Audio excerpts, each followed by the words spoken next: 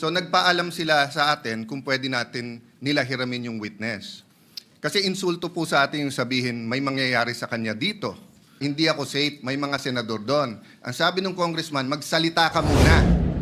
Sila ay takot sa kanilang ginagawa mismo. Hindi po yan gagawain ng Senado na mag-impluensya ng resource person. Never pa nangyari yan na mayroong pumunta doon sa baba, tinakot yung nakakulong, cited in contempt na resource person. Gawain nila yan sa House of Representatives. Ganun po pala. He's still in legal custody. Dapat po, igagalang po kung ano yung aming iniwan. Yes, Doon tayo magsisimula. Ang iniwan ninyo, cite in contempt. Hindi And po. legal Nasa custody legal of the custody Senate. na po ng, He was still ng House. under the legal custody of ng the Senate. Mr. President, may I ask for immediate suspension? Session suspended. Senator Bato de la Rosa is seeking the floor. You are recognized. Thank you, Mr. President. The last time I know that Bryce Hernandez was cited in contempt and was issued a commitment order to the USA detention room.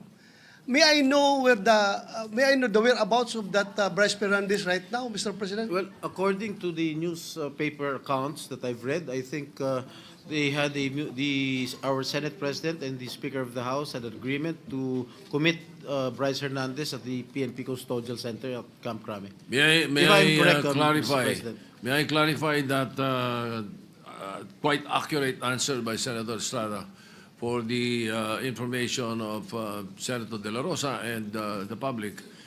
Yesterday, after the hearing, or during the hearings that they were conducting in the House, Speaker Martin Romualdez called me and said that their committee was allowing Mr. Hernandez to remain in the House and in the House of Representatives, and that he was requesting that he not be returned back to the Senate because of some fear for his life. That is according to him. So what I did was I asked the Speaker what he plans, because we cannot allow that. I said he is under our custody and therefore he is in contempt in the Senate. Pag iniwan namin sa inyo, sabi ko, ibig sabihin niyan para namin pinawalan. Correct, Kaya Mr. hindi President. ako pumayag. Correct. So Correct. what I did was I asked the Sergeant at Arms to bring Mr. Hernandez to the PNP Custodial Center, and that is where he is now.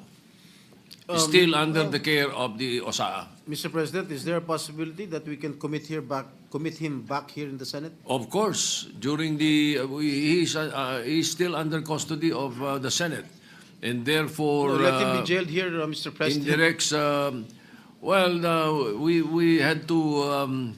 We had to give in to the request of the Speaker that he be not returned here as. Yeah, but Mr. President, I think as we speak, the jurisdiction of the person of Bryce Hernandez belongs to the Senate. Yes, and that's why we can call him here anytime we need him.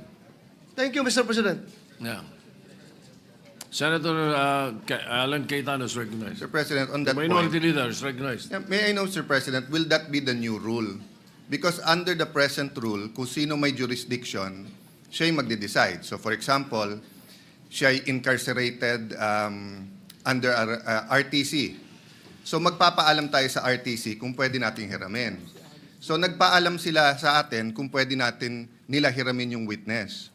Kasi insulto po sa atin yung sabihin, may mangyayari sa kanya dito. Unang-una po, 24 tayo na lahat independent. Sinabi na rin po ng Senate President na ginagalang natin na independent ang Senate. Never naman po nagkaroon ng problema dito. ZTE, Pangulo pa. I remember dito, munti kaming maghablutan, if Senator Lacson remembers, with former Congressman Andaya, with our other witnesses, with Secretary Neri. Di ba, parang may PSG pa atang pumasok, whatever, no? But we were able to handle it well and come to a conclusion. My point, Mr. President, is this. What if the reverse happens now? What if we borrow a witness from the House? Is that the new rule now?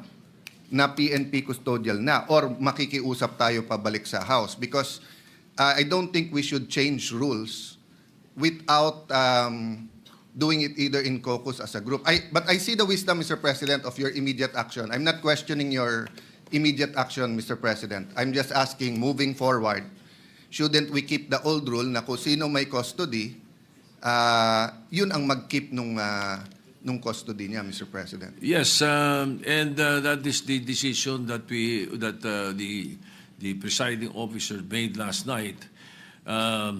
Indeed, you are right. He is in our custody. Now, what we did yesterday was what we call parliamentary courtesy in accepting the proposal that he be not returned here, but still under the care of the Senate.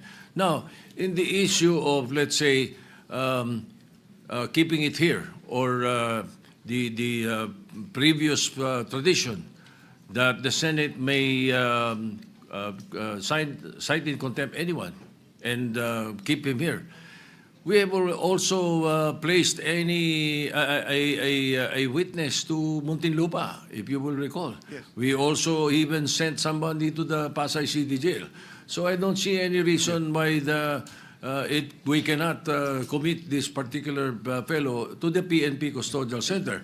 But then again, I will leave it to the decision of the body. That was my decision last night. But if there is something that is a new decision that you would want, I will throw it to the body. Mr. President, I respect your decision, and I will tell you if I don't. I have always been honest and told you what I thought. No? And I do agree that certain decisions have to be made right away by the Senate President at that point. And you do not want a constitutional crisis or ayaw natin mag-agawan ng witness sa gitna ng and perception is important. Kung nakipag-agawan po kayo o tayo kagabi, it would appear na baka may katotohanan yung sinabi about senators kaya pinipilit natin dito. The problem is, meron din kasing perception tuloy that by not having him back here, baka nga totoong ini-impluensya natin. But from my point of view, from my limited point of view at this point in time, when he was here, no one was talking to him from the Senate panel. But according to Senator Marcoleta, he got information that the witness was being asked to single out senators there. So only God knows if Senator Jinggoy is the good one or the better one. Only God knows the totality of accusations against Brother Joel. But what do I know? I know na si Brother Joel, 2016 pa lang, 2017, when I left the Senate to go to the DFA, speech na ng speech to tungkol sa flood control eh. Even President Duterte had a speech na ang problema ko, DPWH. And never tinago ni ni President Duterte. Nandun yun po, nasa Facebook, nasa TikTok na sinasabi niya, baka may ghost project pa. 2022, to be fair to our new chairman of the committee on the Blue Ribbon Committee and the Senate President, you weren't here at that time, but I'm sure you monitored it. Tinuturo naman ni Secretary Bonoan kung bakit nagkaganon yung budget at ba't suddenly lumaki na naman yung budget. No? So the point is, Mr. President, perception here matters. Tomorrow ba or the next day, we will announce, I think Malacanang has already said they will announce a independent commission. The minority has not discussed whether we will support it or not. Personally, I support it. But just like Ferdinand Marcos Sr., he always asked the opposition for one member. Kasi kahit gaano ka-independent ang members niyan, kahit anong integrity niyan, tao pa rin yan eh. Pwedeng may agenda pa rin yung mga yan. So we will discuss in the minority. For example, kung maglalagay sila doon, do they commit? Hindi sila tatakbo for national office in 2028. Baka may integrity nga. Gagamitin naman yung commission to run in 2028. Will they sign also that wala silang conflict of interest? Because some of the credible people now being interviewed are part of conglomerates and are working for oligarchs that also have their interests, maybe not in infrastructure, but on other things. So ang point ko, Mr. President, na-disrupt yung sistema ng corruption, which is good. Pero ang ginagawa pabalik ng mga corrupt, dinidisrupt din tayo eh. Dinidisrupt din yung mga nag-imbestiga. That's why yesterday, I'm happy we have a consensus, the majority and minority, that we should continue our hearings.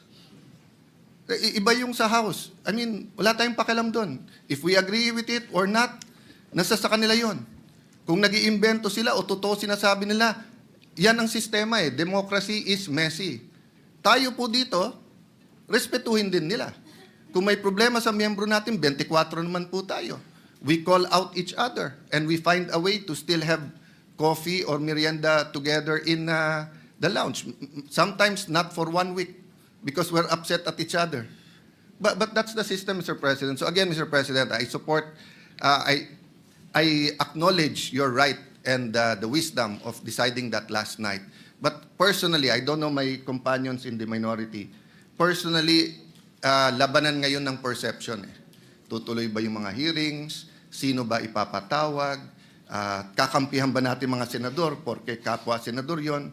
Pwede ba magsalita yung iba? Kasi dati siyang DPWH. Kasi dati siyang speaker. Dati siyang ano.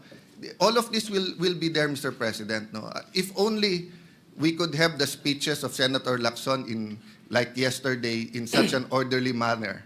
But hindi po ganun pagka pag nandiyan na yung mga witnesses Ang katotohanan po nun, kung 10 yung witness, unless we have 1 witness at a time, pero kung 10 ang witness, 10 ang senador, you cannot stop any senator kung sino tatanungin niya doon, Mr. President, di ba?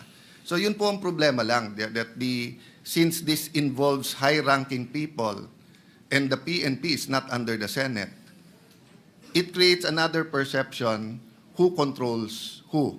But thank you for informing us that TUSAA is there and they're looking at that. No? But Mr. President, sa akin lang po, kung babaguhin yung rule, so I acknowledge you're not changing the rule. You made a decision and is throwing it back. But kung babaguhin yung rule, I think we have to discuss it thoroughly. Because nga, masyadong mabigat yung accusation nung DE ba? Assistant DE na takot siya dito or whatever. Kasi Mr. President, ang dami na natin naging witness dito kung sino-sino inaccuse kapwa senador never naman. I think when I was Blue Ribbon Chair, I just remember si Jun Losada natulog pa sa couch sa opisina ko. Sa baba, I think I only visited 1 witness once. Otherwise, hindi So, anyway, Mr. President, thank you for your patience in hearing us out. But may I defer to the chairperson now of the committee. Yes, before Senator Ping Lacson is recognized. Thank you, Mr. President. With all due respect to the distinguished minority leader, there's what we call legal custody and physical custody. Lawyers know this, Mr. President. As long as the Senate retains the legal custody over the person of Bryce Hernandez, the physical custody is of no moment, Mr. President. Whenever we need him, we'll just direct the PNP Custodial Center to deliver him here. And if the House of Representatives will be needing him, they will have to ask our permission. They cannot go direct to the PNP and tell them to bring the person of Bryce Hernandez to the House of Representatives. And this is not a new rule, Mr. President. We have committed Alvin Balag to the Pasay City Jail. We have committed persons cited in contempt by the Senate in other detention centers. We're not changing the rules, Mr. President. So that's my manifestation, Mr. President. Yeah. Minority Leader, go ahead. Tama po si Senator Lacson na may legal at physical custody. Pero it's always the committee and the Senate who decides the physical custody. So in the case na sinabi yung Pasay City Jail, it was the decision of Senator Dick Gordon and the committee na doon ilagay. In fact, ayaw nila Yung mga kinulong doon, gusto nga dito. In this case, it is the witness, Assistant DE, saying, wag niyo akong dalhin doon, tapos siya yung nasunod. So the issue here is not only the physical and the legal custody. The issue also is the integrity of the Senate, the perception that if we don't have him here, de lahat na lang ng witnesses sasabihin, wag tayo doon. Paano kung wala rin silang tiwala sa PNP? Wag sa PNP, lilipat natin sa NBI. The peculiarity of this case is that it wasn't the House, nor the Senate, nor the PNP, nor the intelligence community making the request. It was the witness. I beg to disagree. It was Speaker Martin Romualdez who was asking me Yes, I Mr. did not talk President. to the witness. I did not hear him say it was only Speaker Mr. President, Martin. it was live in the hearing. Bago siya magsalita, sinabi niya, pwede ba, mga congressman, wag niyo akong ibabalik sa Senate dahil may mga, hindi ako safe, may mga senador doon. Ang sabi ng congressman, magsalita ka muna. Meaning condition pa nila, magsalita ka, saka na. That's why I think, in fairness to the Speaker, no? I don't think this is his personal I don't think wishes. he was also present. Yeah, in much the same yes, way yes. as I did not hear that Let me particular clarify note. that, Mr. President. I Yes. don't think it's his personal request.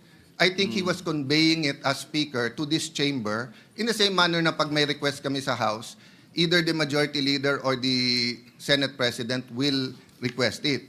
But hindi naman po alam ng tao na ang request ay formal eh. And again, hindi ko na question yung kagabi. But all over the news and live, yun po ang lumalabas. Yung witness ang nagdidikta na wag niyo ako ibalik sa Senate. Ano ba experience niya dito? Ano ba ang ginawa natin sa kanya? Di ba? Wag siyang ibalik sa Senate for detention. Pero Yes. we will never allow that he not be brought here back Agree, when agree, he Mr. needed. President, As a but matter of fact, if you move for for him to be returned here, we will return him right away. Agree, Mr. President. Ang problema kasi he gives the impression na pag dito, mapre-pressure or may kakausap sa kanya eh. Yun yung impression ngayon eh. Which I think is unfair to all of us. I'd love for him to name senators here para ma-confront natin na siya.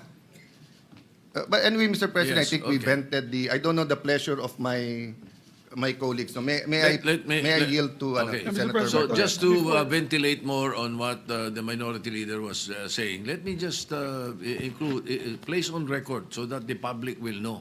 You know, we have Section 6C of the rules of the Blue Ribbon Committee. It's very clear. It says a witness cited in contempt may be ordered to be detained in such place as may be designated by the committee alone or with the concurrence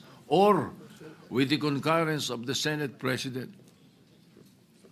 Or either. Just on the rules, we've done this already in the past, and we have not deviated from the rules. But if our good colleagues would like to discuss this further, maybe in a caucus, after the speeches, we could have a caucus and discuss, Mr. President, if we want him back here or we would keep him in the PNP Custodial Center. Yes, So that we can we'll- continue with the debates. We'll continue with that. But before I recognize Senator De La Rosa or Senator Marcoleta, again, for the concern of the minority leader, the People's or the Independent Commission that is being created, we leave it up to the executive. That's their problem. But in the Senate, I have filed since August 16 the Independent People's Commission. Perhaps your concern can be addressed in our own bill. I hope very soon we will be conducting a hearing of the matter. Yeah, both, Mr. President, because if you remember, during the time of Ferdinand Marcos Sr., there were independent commissions. And the opposition, and we are the new opposition here, Yes. advocated that. But I am studying your bill, and I thank you for filing it, Mr. We President. can include that. We can include that. And this bill will be a lot better than the executive order because the executive order can be shut down by the Supreme Court. But especially Section 4 of the proposed executive order. But in Section 4 of the Independent People's Commission, we are practically addressing that already right there in the bill. All right, thank you. Senator, are you giving way? Senator you, Mr. Marcoleta is President. recognized. May I have the permission, Mr. President, to read your letter addressed to the House Infrastructure Committee dated September 8, 2025. This is to formally approve your request for Mr. Bryce Hernandez to attend your hearing tomorrow, September 9, 2025, 9 a.m. at the People's Center House of Representatives.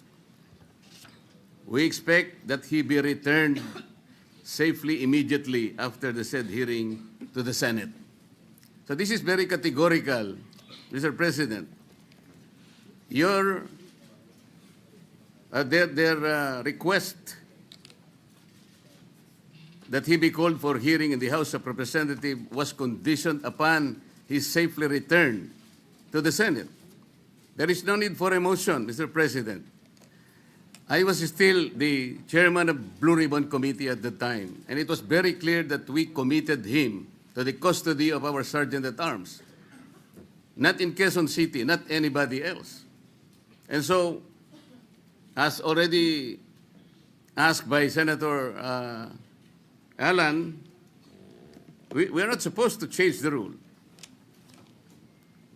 I move, Mr. President, that he be back immediately to the custody of the Senate, not only because this is the condition that you gave them, but more importantly, in order to erase the perception that if he is here in the Senate, he is not safe. I will reject the idea that if he returns in the Senate, manganganib ang buhay niya. It is as if that we are giving credence to his statement, which I believe is not true, Mr. President. Mr. President. Majority Leader. Yes, Mr. President, with due respect to our colleague, Senator Marcoleta, there was an intervention. Actually, he was supposed to come back to the Senate, but the Speaker of the House had intervened and asked if he can be kept in the House, which you did not agree. And Yes. you said that we will put him in the PNP Custodial Center under the custody still of OSA and the Senate. Legal custody of the Yes. Senate. So Still. when he wrote the letter, Your Honor, wala pang intervention. So walang kasalanan dyan si Senate President. He was going to bring him in, but we are not bending any rule. But because the the Senate request- President already has said the rule. Mr. which President, allows the us- request of the Speaker of the House of Representatives is inconsequential here. Legal or otherwise, the custody must be here. They are only asking us to lend him to their committee. The legal custody is still acquired by the Senate. And then the committee was the one who ordered him to be legally detained in the custody of the Senate. The committee was the one who did that, not the Speaker of the House of Representatives. He could request that, but we are sorry to deny that Maybe, because Mr. the President, legal custody, Mr. President, yeah. legal or physical, is still with the Senate. Mr. President, I think the points raised by Senator Marcoleta are valid. I think at that time, the witness had no fear of his life, but now he has fear of his life. We will guarantee that he's safe, even if he's in the Senate. No, that's why we're guaranteeing his safety if he's here in the Senate. But let's also be transparent, Your Honor, because I think the question there is kung meron bang mag-iimpluwensya pa sa kanya. That Diba? was the point of the Later on. minority leader. Correct. There might be a perception that if he is here, he might be influenced by someone. That is also Correct, Mr. President. the minority leader made mention of that. And that's why I believe the Senate President made that decision to keep him in a neutral area, which is the PNP Custodial Center. But then again, Mr. President, we're a deliberative body. If the body would wish him back here to the Senate, then we can discuss it further. Mr. President, just a quick intervention. Go ahead, Senator Lacson. I would like to echo the earlier manifestation of the Majority Leader. Yung letter po ng ating Senate President was valid before the intervening event occurred. So we cannot invoke the letter of the Senate President kasi wala pa yung intervening event na mayroong request from the Speaker of the House. And the Senate President, using his own wisdom, granted the request, but we have not given the legal custody of Bryce Hernandez to the House. We still maintain or retain the legal custody over his person. And as I mentioned earlier, kung kailangan siya ng House, they will have to seek permission from the Senate President. Again, yes, they are not in Thank you, custody. Mr. President. Yes, Mr. Senator De La Rosa, President. yes, go ahead. Thank you, Mr. President. Mr. President, You know, Let Senator De La Rosa speak first. Go ahead. we have a very sad experience, Mr. President. Because if the reason why the Speaker requested for Bryce Hernandez to be detained not in the Senate, because for fear of being influenced by anybody or any member of the Senate. Alam mo, Mr. President, Colonel Grijaldo nag-testify dito sa ating committee about the wrongdoings of the members of the Quadcom. Nagsumbong siya dito, Mr. President. And after he read his statement, sabi niya sa amin, Sir, can I be protected by the Senate? Dahil alam kong pinag-initan na ako ngayon ng House. So, I share the information to the committee and even to the leadership of the Senate. But the following day, or the days after, he was required to appear before the Quadcom and he was cited in contempt. Nang siya ay na-contempt, kinulong siya doon. At nang kinulong siya doon, look, what happened? Binubombard siya doon, pinupuntahan siya doon at sinasabihan na huwag yung gusto namin na mangyari, gawin mo na para makalabas ka na dito sa kulungan. Hindi nag-give in si Colonel Grijaldo. Kinulong siya hanggang natapos ang 19th Congress. So, Mr. President, sila ay takot sa kanilang ginagawa mismo. Hindi po yan gagawain ng Senado na mag-impluensya ng resource person. Never pa nangyari yan na mayroong pumunta doon sa baba, tinakot yung nakakulong contempt, cited in contempt na resource person. Gawain nila yan sa House of Representatives. Ginawa nila kay Colonel Grijaldo. Kaya huwag tayong basta-basta bumigay sa kanila dahil we should be independent from them, Mr. President. Hindi natin sila dapat sundin kung anong kagustuhan nila. We have to stand on our own. Thank you, Mr. President.